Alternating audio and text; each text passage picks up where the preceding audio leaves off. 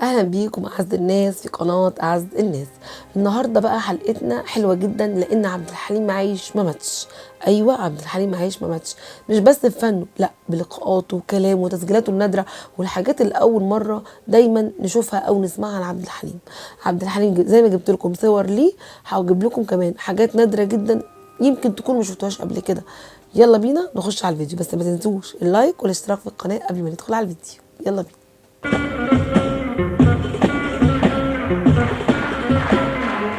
زي ما قلت وجبنا صور قبل كده نادره، المره دي بقى تسجيلات نادره، يعني ما سمعناش كتير، مستخبيه بصراحه. اليوتيوب ده والنت بصراحه كتر الف خيره، ورانا حاجات حلوه كتير وسمعنا حاجات حلوه كتير. استاذ عبد الحليم، في سؤال والله جدا جدا عجبناكم. نعم، عاوز اسال سيادتك سؤال.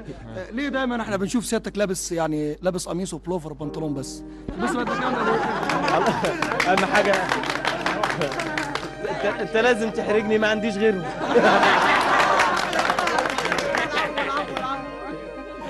العفو. عاوزين اغنيه من سيد عبد الحليم. يبقى كل حاجه بتلبسها في الافلام مستعاره يعني.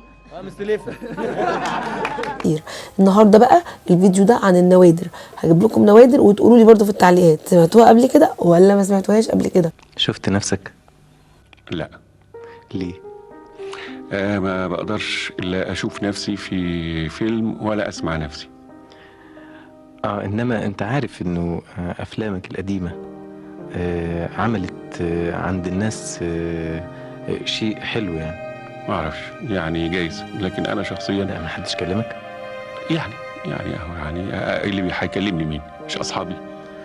بيبقى مشكوك فيه. لا ازاي بقى؟ لا ازاي كلمك ناس من الجمهور وكلموني، يعني هو برضه ناس كده بس عاوزين. انت كان لك ضحكة زمان في الافلام مميزة كده. بتاع دي قلت لا.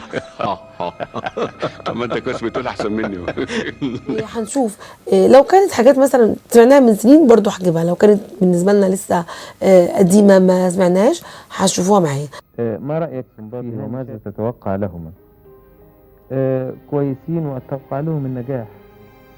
عايزه تعليقاتكم وتقولوا لي عجبتكم ولا ما عجبتكمش النوادر دي، لان ليها اجزاء كتيره، بس انا هجزعها على الحلقات.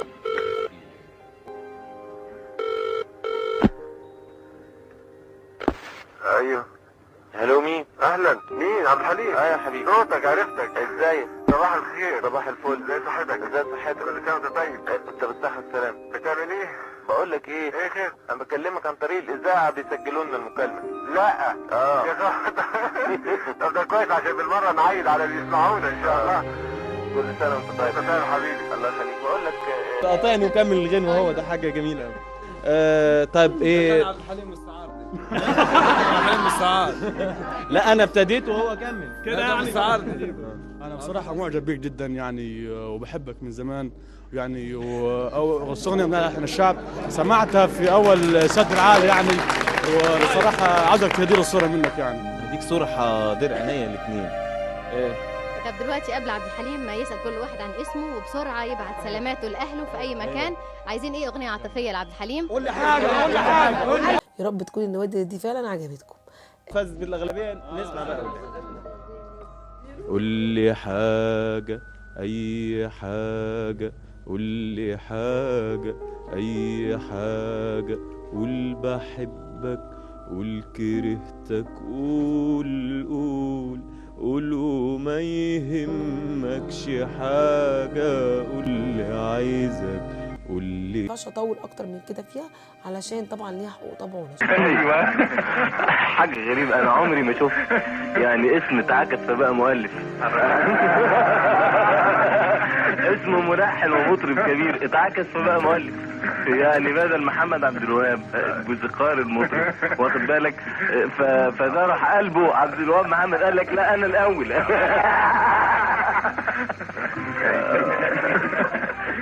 ممكن احط لكم اللينك بتاع كل لقاء طويل في صندوق الوصف، تقدروا ترجعوا له. محمد اخوك بيقول عنك حاجه لطيفه قوي. بيقول ايه؟ كان عبد الحليم هو اللي ماسك ميزانيه البيت، وكان هو اللي بيطلب مسائل الاكل من اول ما يشتري الطلبات لحد ما يحضر السفره، عشان اسماعيل وانا بنشتغل الصبح وعبد الحليم بيروح المعهد بعد الظهر. ومن جيت للحق عبد الحليم كان طباخ هايل، وياما اكلنا من ايديه، ألوان وأشكال. ولو إنه مرة عمل لنا ملوخية بالسكر. الله يكسفك يا محمد. حصل ولا ما حصلش؟ ايوه حصل، لكن والله العظيم ما كنت انا السبب، اسماعيل هو اللي كان السبب. كنا يا سيدي في ايام الامتحانات واسماعيل حكم رايه اننا لازم نطبخ ملوخيه. قلت له الملوخيه بتاخد دوشه يا اسماعيل ومفيش دلوقتي ملوخيه.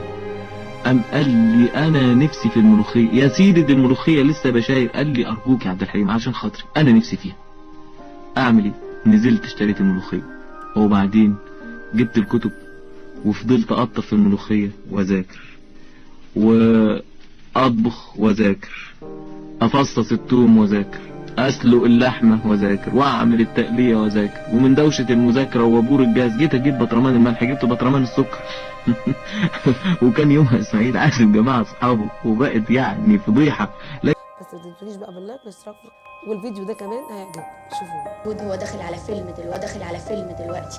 والله موجود الفيلم ده احنا بنستعد له بقى لنا مده كبيره جدا ويمكن اجلناه اكتر من مره. مجهود الحفلات مفيش شك انه مجهود متعب جدا. مجدي زعلان حكايه تحجيج. استاذ مجدي زعلان لكن غصب عننا احنا الفيلم اصله متى ابتدى مش ممكن ينقطع. احنا بنقدر ناجل حفله واثنين ولغينا له حفلات كتير وان كان رفض يلغي. عبد الحليم وحواراته في اماكن كتيره وحفلاته كمان نادره، في حفلات كمان دي نادره جدا ممكن نكون ما شفناش قبل كده. انتوا مستعجلين الساعه 12:30 والنهارده الخميس. بكره ما فيش شغل. طب ما مستعجلين يعني. الاول قبل ما اقول لكم كل الاغاني اللي انتوا عايزينها هقول الغنوه اللي انا عايزها، مش كده؟ كده والتلفزيون ما زعلش. كل ده ان شاء الله هتشوفوه لا اما في الفيديو ده لا اما في فيديوهات تانية كتيره. اذا جبت جزء منها المره دي هجيب لكم بقيتها في فيديوهات تانية كتير.